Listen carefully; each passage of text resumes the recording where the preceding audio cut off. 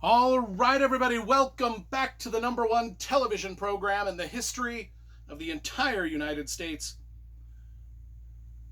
every continent on the planet, and most especially the entire universe. I am Brian Lee Durfee, author of The Forgetting Moon, The Blackest Heart, and The Lonesome Crown. All three books published by Simon & Schuster's Saga Press. Today I'm going to be reviewing one of my favorite novels of all time. I think if you watched my top 100 novels of all time countdown, this book was on it, and I think it was pretty high. It probably finished in the top 30 somewhere. I can't recall exactly, but that is Cold Mountain by Charles Frazier. Came out in 1997.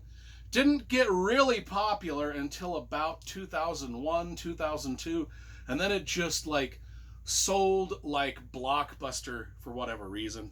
Well, the reason was because it's a damn fine book. That's why. I'm doing a little bit of a different type of a book review for this one because I'm also going to be reviewing the movie made out of the book at the same time.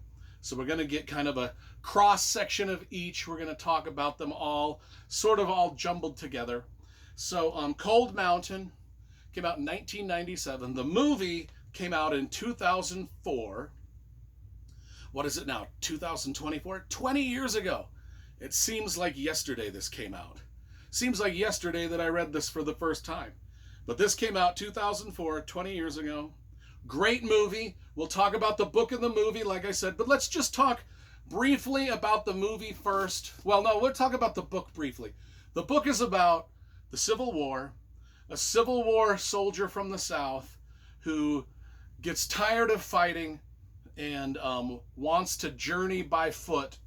He wants to leave the army, desert the army, journey by foot back to his home at Cold Mountain, North Carolina, and just to be with the girl that he loves. A girl that he only knew for a few days, well, maybe a few months. They had very few interactions, but they fell in love. And he wants to get back to her. That's the gist of the story. Same with the movie, the same plot. Movie, oddly enough, has the same plot. So the movie here, Cold Mountain, I just rewatched it right after reading the book.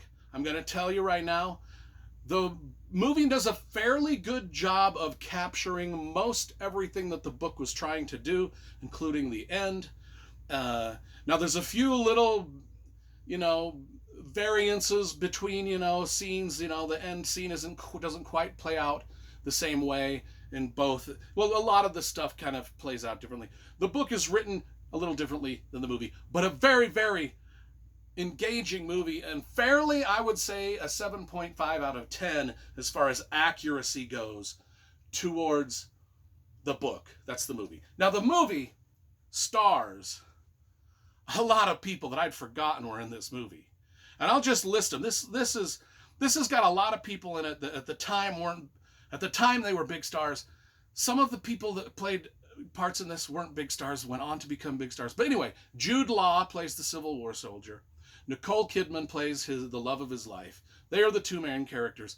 Then we've got some secondary characters played by Renee Zellweger. Well, you can see those three right there on the front. Natalie Portman plays a part in this. Donald Sutherland, if you know him, an older gentleman, been in a ton of movies. Philip Seymour Hoffman, great actor. A lot of people say I look like Philip Seymour Hoffman. I don't know. You be the judge of that. I would prefer people say I look like Tom Cruise or Brad Pitt. But that doesn't happen. I get Philip Seymour Hoffman. Or the guys from Mythbusters.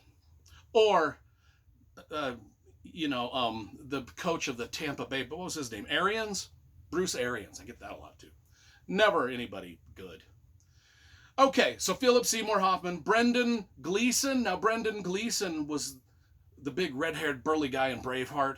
His son, I can't remember his son, but his son plays in the new Star Wars movies, The Force Awakens and all that. Anyway, Ray Winstone and Charlie Hunnam play two great Civil War villains. Now, Ray Winstone has been the bad guy in a lot of stuff, and Charlie Hunman, of course, was from Sons of Anarchy and a whole lot of other things that were cool. Giovanni Ribisi was in it. I forgot he was in it. He had a part in this. He was in Saving Private Ryan. Eileen Atkins. And the other one that I noticed was, interestingly enough, Jack White from the White Stripes actually has a pretty fairly good sized part in this movie. A pivotal part towards the end, actually. So that was crazy. Okay, movie, dynamite. Let's talk about, oh my gosh, I cry every time I watch this. Spoiler alert, you're going to cry. And I cried. I didn't cry. I didn't get teary-eyed at the end of the book, but this is sort of a Civil War-ish tragedy story in that the whole point of the book is the brutality of the war. First of all, the North Carolina wilderness back in the 1800s was not a friendly place to be wandering around in alone, especially when you've got slaves escaping the plantations and running through the woods being chased, when you've got people chasing deserters from the army, you've got all sorts of people just chasing all sorts of people, plus a war going on, people that are being decimated by the war. One of the themes of this book was how many women were left alone during the Civil War so their men could go off and fight. And the men were eager to go off and fight. North and South.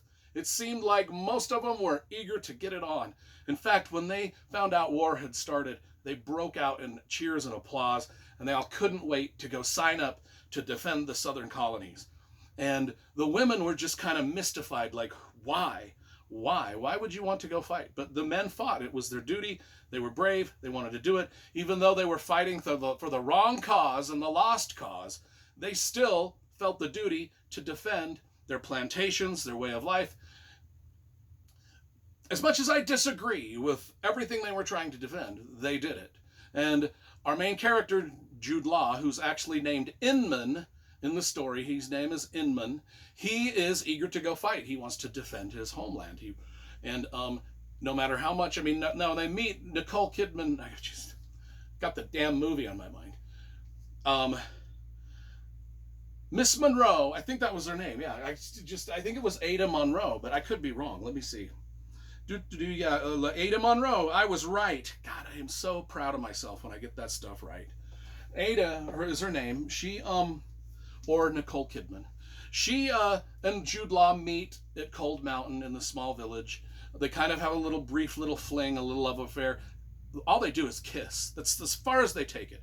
And then he goes off to war. War is hell. And life for all the women left back on these farms was hell. The women had to take care of all of the farm animals, all the gardening, all of the gathering of food for the winter. It was brutal, and a lot of them didn't survive, and a lot of them did some sketchy stuff to survive, but they did pull together to help each other, these women. And that's one of the themes of this book, is how the women that are left behind really kind of come together to help each other out in times of dire situation. And our two bad guys, played by Ray Winstone and Charlie Hunman, and they're these bad Civil War gunslinger guys. They are wreaking havoc on Cold Mountain. While all the brave men leave, these two scumbags are wreaking havoc on all the farms. And so that's part of the plot right there. The Ada Monroe / Nicole Kidman, she writes letters to the love of her life while he's out on the war front. And he reads them. He doesn't get much. She says she writes like hundreds, but he only gets 3 or 4. And he writes back, but she doesn't. The mail, let's say, I'm just saying Amazon Prime does a much better job of delivering the mail than whoever it was in charge of it during the Civil War. Let's just say that. Anyway, they exchange letters. This goes on for about 3 years. He's gone. She thinks that she's gonna get word that he's dead any moment. She's really stressed out. Her father, played by Donald Sutherland, is trying to ease her mind. So is her neighbor. And then we get another character named Ruby, who lives with, who comes out of comes out of the woods and lives with the Nicole Kidman, Ada Monroe's character. And they kind of watch over the farm together amongst all this turmoil. Meanwhile, Jude Law's journey, and this is a quest. This book is really kind of like Lonesome Dove, or The Fellowship of the Ring, where it's just a quest where he decides once and for all he suffered some grievous injuries in the war. He has seen horror. He has done horrible things. He thinks that he can't be saved. He just wants to get back to Cold Mountain and see if this girl that claimed that she loved him still loves him. And he's only got a few letters that he's got to hold on to and a little picture of her. And he takes this journey, and this is where he meets all sorts of trouble on this journey alone as he goes from the coast of North Carolina west into North Carolina towards the Appalachian Mountains to get to Cold Mountain.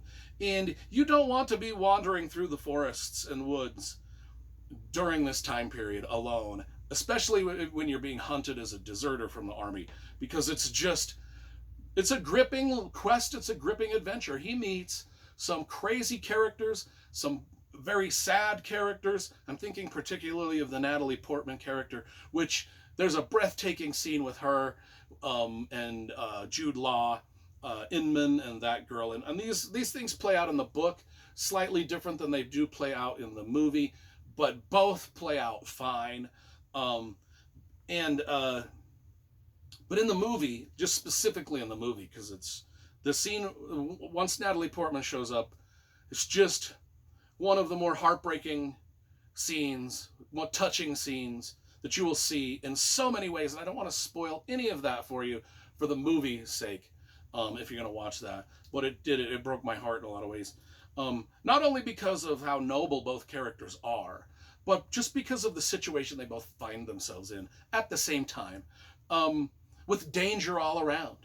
And he goes through, he meets a lot of different of these characters, and I mentioned all the characters that, like Ray Winstone. Oh my gosh, he's so good. And Charlie Hunman too. I'm talking more about the movie now just because I just watched it. But they portray these characters well. Now let's talk about the writing style of Charles Frazier, which I love the most. This is why this is one of my favorite books of all time. The writing style is so poetic. And some of the sentences and paragraphs that are strung together here are so deep, and the prose is so well done, and the message that is being conveyed can just tear your heart out at times and just make you think about your own life and how lucky you are and how you should cling to the things that you love and not give up on the things that you love. And the way that he does this through the prose, the way the characters speak to each other, whether it's Inman / Jude Law on his journey back to Cold Mountain, or whether it's Ada Monroe / Nicole Kidman just staying in Cold Mountain trying to hold down the fort. Just the things that they discuss amongst each other, and the hopes and the dreams and the fears and all of that. That's what makes this book great. And that's what makes great literature great. I mean, this is a literary novel about the Civil War. It even won some sort of literary award right there. What was it? It says the National Book Award winner, whatever that is. Congratulations, Charles Frazier. So I give this a 10 out of 10. It's always been one of my favorite novels. I've probably read it 3 times now and watched the movie probably 3 times now. So there you go.